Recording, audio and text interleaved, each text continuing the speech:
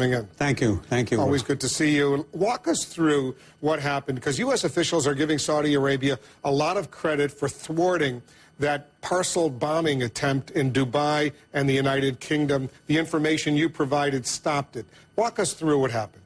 I'll tell you what I read in the papers, because I'm not in the official loop.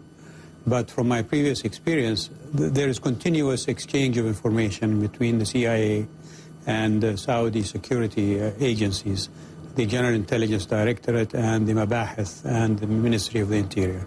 And I'm assuming that in the course of their usual exchange of information that a blip came on the radar of Saudi security agencies. And supposedly it was an Al-Qaeda in the Arabian Peninsula terrorist who was cooperating with you and provided the information. That's what I read in the papers, but I would suspect that it's more than that.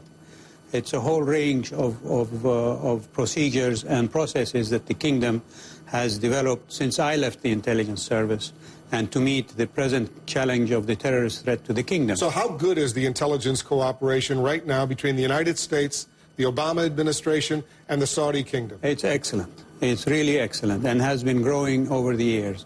And because we face the same challenges and the same threats from these people, the cooperation is very close. How powerful is Al-Qaeda in the Arabian Peninsula? We've heard a lot about this American-born cleric Anwar al-Awlaki. Yes. How significant is this group in Yemen right now? It seems to be able to do things that they're not able to do in Saudi Arabia. And so from that context, their threat is not only on Yemen itself, but even on us and on you and the rest of the world. They have bomb-making capabilities, we know that. How good are they? They seem to be quite good. What I heard described as these parcels that they sent on the aeroplanes were so well disguised that in England, for example, it took them some time to discover it. As we're speaking, Germany has gone on a higher state of alert right now. Yes. Do you have any inside information on what's going on there? Alas, I don't. But I'm sure there is cooperation as well between Germany and the kingdom and other countries in the area. How close is Al-Qaeda in the Arabian Peninsula to the original Al-Qaeda led by Bin Laden, wherever he is right now? I believe all of the so-called Al-Qaedas, whether in Yemen, in Iraq, in North Africa, in Southeast Asia, in Turkey, and so on, all have links to the original leadership in Al-Qaeda. And you're one of the few leaders who's actually met Osama Bin Laden. I did. I met him when, if you like, he was a good guy. This was in the 80s? In the mid-80s, when we were all fighting the Soviets in Afghanistan. And did you continue having a relationship with him in the 90s? The last time I saw him was the end of 1989.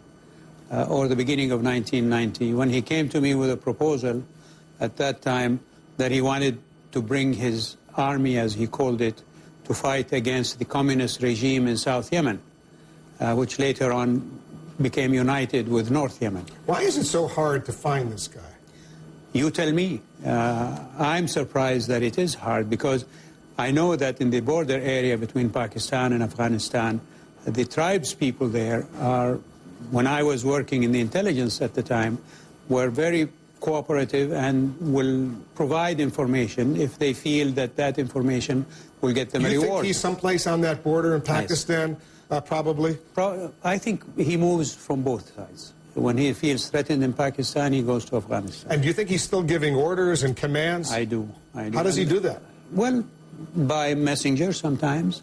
Sometimes they use one-off digital message. And this notion that he's a sick man, has got kidney problems? No. It's all notions.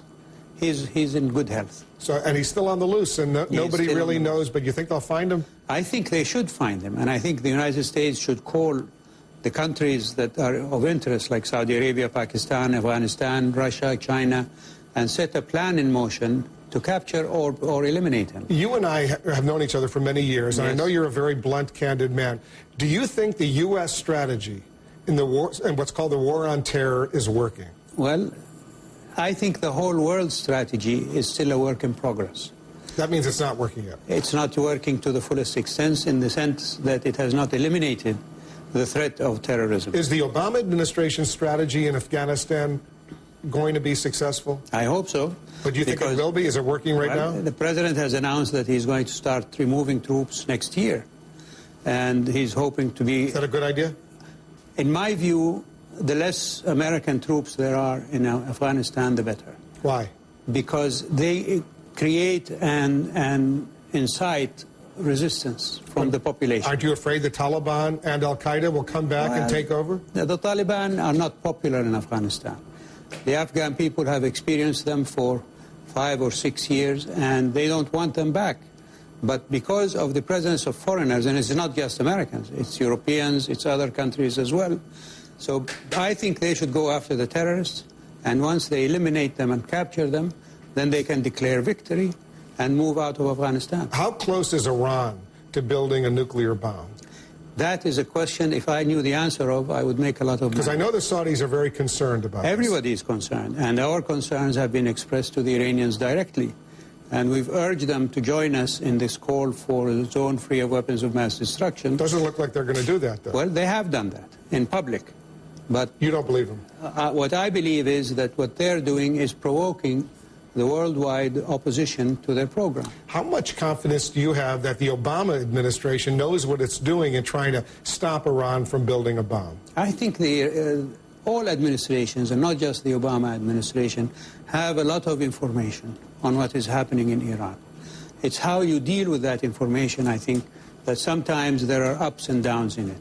I think the attempt that the Obama administration made to reach out to Iran was a good diplomatic ploy. But it was rejected. It was rejected, and therefore you got more sanctions on Iran as a result of that rejection. So what is the Saudi position? What should the world be doing right now? The world should have the Middle East free of weapons of mass destruction across the board. And then when you level the playing field, you can bring us all to play on it. One thing that the Iranians claim to have against this program against them is they say that they're being singled out. Countries like Pakistan, like India, like Israel, like North Korea already have nuclear weapons, and yet they're not being treated in the same way. Should the military option be taken off the table?